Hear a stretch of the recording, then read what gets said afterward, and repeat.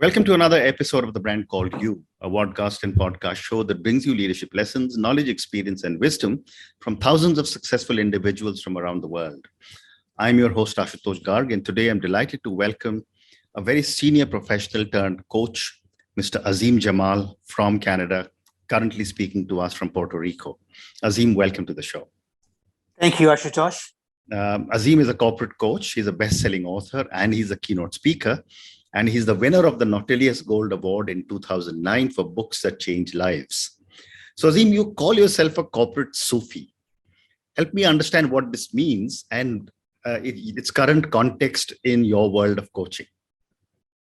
So Ashutosh, I had a background in accounting. I did my ACCA in England. Right. I did my CPA and Chartered Financial Planning in Canada. So I had a financial background, and then I changed my career from accounting for business, which is accounting for profit, to accounting for life, which is accounting for impact, when I had a soul-stirring experience working with refugees as a volunteer. When I changed my career, I combined my corporate world, my financial world, and the world of the mysticism and the Sufism, which I am part of, and made it into a brand called Corporate Sufi, which defines who I am as a person. Wonderful. So for my young viewers and listeners around the world, help us understand, what is a Sufi? So Sufi, the way I define it, is a mystic, somebody who doesn't believe in labels. A man is a label, a woman is a label, rich is a label, poor is a label, Muslim, Hindu, Christians, all labels. A Sufi believes in a universal frontierless brotherhood, that we are all one. Okay. As Rumi, a Sufi poet, says, we are all fellow travelers in the journey of life, and we all face the same seasons of life. Well said. Well said. So, Azim, let's start talking about your current role as a corporate coach. What made you select coaching as a career after a successful career in accounting? So, when I changed my career from accounting for business to accounting for life, my ambition was to make impact in people's life and help people give more about their own time, knowledge, wisdom, resources. And that's how I started my career. But initially, I started with inspirational speaking and became an author. And financially, I was not doing well because I was a successful financial accountant, making good money. I had owned 4 businesses. And now I'm doing something which was a completely starting from scratch. And so coaching was, I did some events with YPO. And every time I did an event with a YPO, 2 or 3 people would hire me as their coach to help them personally, help their business, help their family. And so that became my new model. And this is where coaching was kind of given birth to. Okay. And what is the difference between coaching and mentoring? So a mentor is somebody, I might have an uncle who is older than me, who has been a wise mentor for me, who I look up to bounce ideas off. Whereas the coaching is more based on setting goals together and helping somebody achieve their goals, whether they're spiritual goals, material goals, financial goals, health goals, whatever they may be. And, given your diverse background, accounting, and then you worked for an NGO, you volunteered for supporting a whole lot of people. How have you been shaped by a lot of these people, and how are they influencing you as a coach today? So, Ashutosh, everything I learned, the first book I wrote was called 7 Steps to Lasting Happiness. I think everything I wrote in that book was learned from my volunteer work, helping people, what makes them happy, what makes them unhappy, was something I learned from my work of being a volunteer. Okay. And how has your own background impacted your coaching philosophy, your style, and your values? I think, as you know, you're also part of the YPO background. So, most YPO, want people who understand finance because that's important for them. But also they're looking for balance. There are 3 really aspects of corporate Sufi. The synergy of business, balance, and beyond. Success in business is important. Success in being balanced in life is important. And the beyond is the deep, deep desire to find meaning, to find purpose, to find happiness. And can you give me some examples of the kind of work that you're doing, without any names, of course? Sure. So most of my clients, as I say, are from the YPO background, who are wanting to be more successful in business. This morning, I had a talk with an architecture firm. They have 31 employees. They, one of the most successful firms here. And we did an event for 2 hours. We talked about what a spark is. The spark is a twinkle in your eye. Your brows are unwrinkled. You have a smile on your face. Your heart is open. There's an echo in your voice. So you have that spark. How do you keep that spark no matter what happens outside? No matter about COVID or the war or the economy or the circumstances, but it depends on what's inside you. So helping the teams become, have power from within, not from outside, and are able to keep their spark alive and be able to work at their optimum as a team. It's a part of an exercise we do with individuals as leaders, but also their teams. And just to continue with the same topic of the spark, how does anyone determine whether they have a spark, or if not, then how do they ignite the spark? Yeah, so the spark is, you see somebody who has a spring in his step or her step. There is a oomph. There is a flow, presence in the flow. They have a glow, and so when you see a person, you can see that kind of energy, the kind of aura, the kind of inspiration. And how to achieve it is really decide that, we all have a spark, but it's buried inside us. It's buried because of external factors, because of our belief system, because of our attitude, because of our outlook to life. But we can change that. We can change this by realizing we need that to have our energy at its optimum, so we are able to give our best in whatever we are doing, whether it's family, whether it's work, whether it's other things. And most of us, Azim, go through life on days where there is a spark and on days where there is no spark. So on the days or months or periods when there is no spark, how do you help those individuals? So the approach that I take is, how do you have a spark no matter what? Which means you have a spark in your up and you have a spark in your down. You have a spark in your win and you have a spark in your loss. That's the magic, right? Because life is a cycle, right? Night and day, spring and winter is a cycle. And you have to be able to have that spark when it's up, down is not far. When it's down, up is not far. Have that kind of philosophy that allows you to always have your spark no matter what. Interesting. So my next question to you, Azim, is that, and I would imagine you have South Asian origins. From the world that we come from, coaching, and I'm 65 years old, coaching was either done by an elder in the family or by someone senior in your organization who took a liking from you. How has coaching changed that now it's become a profession and people are willing to pay? I think ultimately there is a valuation, and there is a value in having somebody who can guide you, can mentor you, can coach you, to guide you to do the right things. Correct. You may be very smart in your own field, but all of us have some strengths in some areas that we have blind spots as well, right? So having somebody who has an objective mind, whom you trust, whom you look up to, being there to guide you can be amazing, right? And amazing help. Even today, for example, in our session, one lady who's been working for 20 years said, I asked her, what's your big rock that blocks you to have your spark? And she said, I feel I have an imposter syndrome. Okay. Everybody was shocked that the person who they looked up to has an imposter syndrome, which she's even doubting that is she real. So sometimes people have those things, but you need somebody to be able to help you overcome them. Well said. What a great example. Thank you. And you've been a coach for a long period of time. What would you say are some of your own unique coaching practices?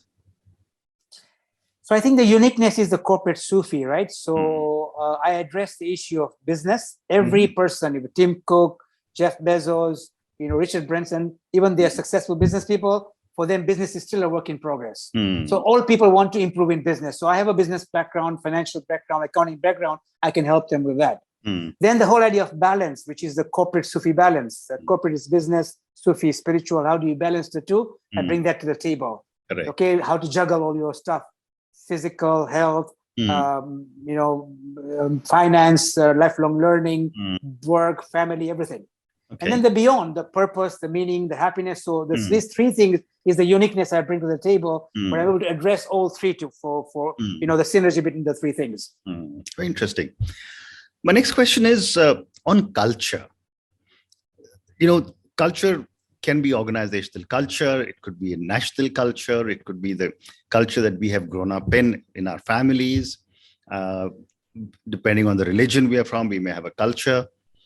My question to you is, Azim, how does culture impact coaching? So it depends what angle you look for. For example, if a company is looking for their own culture, and want to transform their culture or improve their culture, it starts from what is your culture now? And culture can be defined as how do we do things here? Any company you go to, in 2 minutes, you know their culture. Just by talking to anybody, you will realize this culture is a cop out, blame other people. Yeah. So if they want to transform their culture, then we start to talk about, it starts from you as a leader. What kind of culture do you embody in your practice of leadership, in your practice of interaction with your team, with all the stakeholders? So yeah, it helps in the whole transformation of where you want your culture to be and how you start from where you are and be objective and transparent and honest to look at where it is and where you want to take it, right? Very interesting. And since you have done a lot of work on culture, one of the questions that a lot of startup founders have asked me is, how does a startup founder build culture in a very young organization? The startups are very important places. Steve Jobs once said he ran Apple as a startup, even after it was so successful. Because startups allow you to have the beginner's mindset. Startups allow you not to relax and take it easy. Yeah, startups allows you to be able to be on top of things, right? So a startup is a good time to build a foundation, of what you want the organization to be, because once it's so old and it's too hard to change a big elephant. But when it's fresh, when it's new, you can influence it much faster, much quicker, and you're much more nimble. And yet, I've often discussed this with many founders, where they believe that whatever is the culture of the organization, it may not necessarily have to apply to the founder. Yeah, that's really it's really where the problems start, because with words you can only preach, with action you teach. So your words don't go far if your actions don't speak for it, right? Well said. You got to walk your talk, right? Okay. My next question is that what is the difference between coaching senior leaders and emerging leaders? Yeah, senior leaders have to be coached to set the example, to be the role model, to be the ambassadors of the company, where, as again mentioned, not the talk, but the walk, because everything you do, people look up to you. So they are the ones, and also they have to be open to learn from the emerging leaders, because, being open to not be know-it-all. And for the emerging leaders to learn from the seniors what's good and to learn from what's bad. Okay. If something is bad, you say, okay, I will not do it. Instead of being a judge, you say, oh, I'm learning here what I would do and what I wouldn't do. Right. Okay. And when it comes to the young generation, the millennials and the Gen Zs, who are now getting into leadership roles in a large number of corporates, and you would have met many of them who are YPOers, what are some of the areas that they need to be coached in? Because they come in with a very fresh mindset into the corporate world. They have a lot to offer in terms of their freshness, in terms of their technological skills, in terms of the future of work, the sunrise economy, the artificial intelligence. They have a lot to offer, and they have the drive, and they have some good values. They're not hypocrites. They are very transparent, and they're willing to change and chop and not worry, because they have the guts and the oomph to do it. I think for them is to realize that they can also learn from others who are older, the wisdom, the experience, so if they are able to take the best of the East and West, the best of the wisdom of the elder and experience and the young dynamic approach that they have, then there could be a really good balance for them. Wonderful. So now let me move on to the next part of our conversation, which is your books. You did talk very briefly about a book where you had 7 steps, but tell me about your books. So I've written 9 books, so almost 10 books, actually, 10 books. My latest book, which is going to be published in India next month, is called Spark. The title is Spark, and the subtitle is Journey from Success to Significance. Okay. It's a fable of a corporate person trying to become more corporate success. And then in the end, with many accidents, he realized he doesn't want success, he wants significance. Mhm. And significance is success to yourself, but also making impact to others. Correct. And what about some of your other books? So the first book was 7 Steps to Lasting Happiness, very practical tips on how to find lasting happiness, not temporary happiness, but lasting happiness. So before Second going one was- further, why don't you tell yeah. us about those 7 steps? Okay, the first step is discover yourself. Mhm. If you don't know what happiness means to you, if you don't know what you want in life, if you don't know your purpose, and you don't know how the choices you're making, it's very hard to be happy. So the first step is discover yourself. Mhm. The second step is even after you have a clear vision, purpose, mission, you'll still have obstacles, hurdles, challenges, no matter what.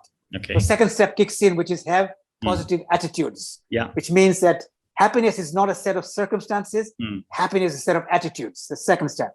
The third step is hone your life skills, which includes being balanced, being a leader, turning a minus into a plus. That's your, life skills that you have. The third step.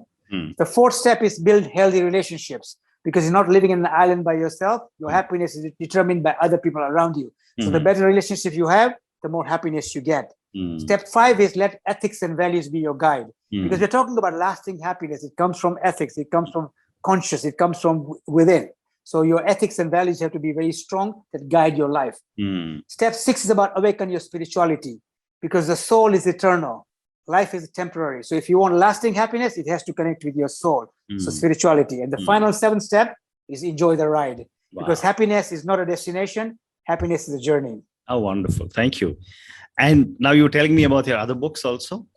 So the second one was a journal for lasting happiness. So it's 365 days. You do step 1 every Sunday, step 2 every Monday for the whole year. So you write a journal. Second book. Third book was 1 minute Sufi. You learn about Sufism. Every chapter is 1 minute. The whole book is 45 minutes. But this 1 minute you read can take you 10 days to absorb what you're reading, because it's quite deep. Okay. That was my third book. My fourth book is Corporate Sufi, which is my brand, marrying the corporate world and the Sufi world. The fifth one was about life balance is a choice, the life balance the Sufi way. The sixth book was Power of Giving, which is the one which won the Nautilus Gold Award, which beat Harry Potter, which went into 10 languages. That was the book that really took off because about giving, which was the purpose I changed my career. The seventh book was about business balance beyond, the synergy of these 3 things. The ninth book was about Live to Give. It's based on my TEDx talk, Live to Give. And my final book is The Spark. Spark. Wonderful. I mean, you're such a prolific writer. And are all these books available on Amazon? Yeah, they're available on Amazon, or, if you're in India, Jayco is my publisher. They publish all the books. Okay, wonderful. Also tell me about the Nautilus Gold Award. And what was the reason you got this award? Yeah. So this is the book about the power of giving. When we wrote The Power of Giving, it was still unknown. So nobody wanted to publish. So we self-published the book. It was my co-author, Harvey McKinnon, and myself. We co-authored the book. And we gave it away for free download. 35,000 people downloaded the book. And they started giving us comments, life-changing, inspiring, practical. It gave us motivation to self-publish. So we self-published the book. And we told the 35,000 people, please help us promote it. So everybody started promoting. And it took off, and it beat Harry Potter on Amazon. So Penguin from New York called us, wanted to publish the book. So they published the book in hard copy. Became again #1 on Amazon. Wow. Then it became #1 on Barnes and Noble. And then there's an award called Nautilus Gold Award for books that create social change. We won the Gold Award there. Amazing. That's how it took off. And we gave every proceeds, every copyright to a foundation. We don't make any money on that book. Wonderful. Congratulations. So I've got time for my last question now. And this is for the many, many people who will listen to our conversation. For someone who's had such a vast and rich experience like you, what would you say are 3 lessons you would want our viewers and listeners to take away from our conversation? Wow. Okay. First one is the destiny is the journey. Okay. You see, any goal you have, if you don't leave the goal every day and make it your destiny every day, then the goal will not mean much, because when you have a goal, you finish, you'll have to have another goal. Yeah. So remember, the destiny is the journey, not the end, right? That's #1. Number two is any goal you have, if it's larger than self, you become fearless. Okay. If it's all about self, then it's very limited. Yeah. Because you don't need much to be happy. So have a goal bigger than you, then you become fearless. Mm. And the third point is that ask yourself, am I living optimally? Mm-hmm. Am I giving everything I have in my being, in my spark, to give the world? So every day of my life is my best day of my life. So each day is the most important day of your life and the best day of your life, and living optimally every day. And if you do that, you have the spark, you have the twinkle in your eye, you have the oomph, you're in the flow, you're glowing, and you're making great impact. Amazing. Azim, on that note, thank you for speaking to me. Thank you for talking to me about your amazing journey as a corporate Sufi. Thank you for talking to me about your coaching, about your books. I'm looking forward to the launch of your book, Spark from Success to Significance. Thank you for talking to me about your 7 steps to happiness. And finally, thank you for your amazing 3 tips, which is destiny is the journey, and one must live our goals. Second, you said was become fearless. So set goals which are ambitious, bigger than yourself, but become fearless. And third is live optimally. So thank you again for speaking to me, and good luck to you. Thank you, Ashutosh, and keep up your phenomenal work. You're making a huge impact to the world. So keep it up. Thank you. Thank you for listening to the Brand Called You videocast and podcast, a platform that brings you knowledge, experience, and wisdom of hundreds of successful individuals from around the world. Do visit our website www.tbcy.in to watch and listen to the stories of many more individuals. You can also follow us on YouTube, Facebook, Instagram, and Twitter. Just search for the Brand Called You.